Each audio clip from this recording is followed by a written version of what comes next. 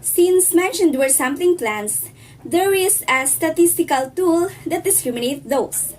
The operating characteristic curve. The operating characteristic curve describes how well an acceptance plan discriminates between good and bad lots. A curve pertains to a specific plan, that is, to a combination of N, or sample size, and C, or acceptance level. It is intended to show the probability that the plan will accept lots of various quality levels. With acceptance sampling, two parties are usually involved: the producer of the product and the consumer of the product.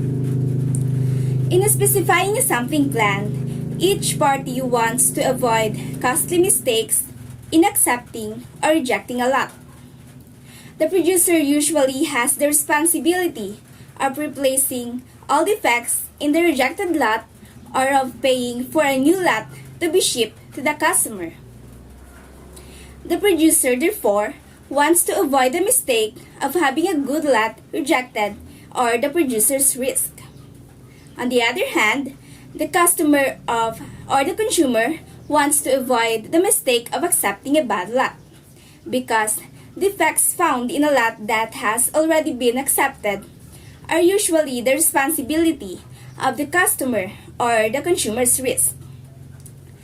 The OC curve shows the features of a particular sampling plan, including the risk of making a wrong decision, and the steeper the curve, the better the plan.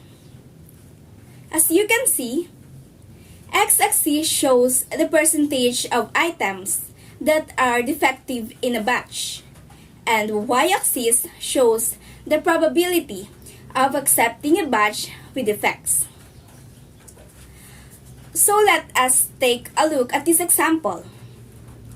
In a batch with 5% defectives, there is a 90% chance to accept. Meanwhile, a batch with a 24% defectives only has a 10% chance to be accepted. If you notice, as proportion of defects increases, the chance of accepting decreases. So what does it mean with the curve? The curve goes higher when the proportion of acceptance decreases, as the probability of acceptance increases, and the curve goes lower when the opposite happens.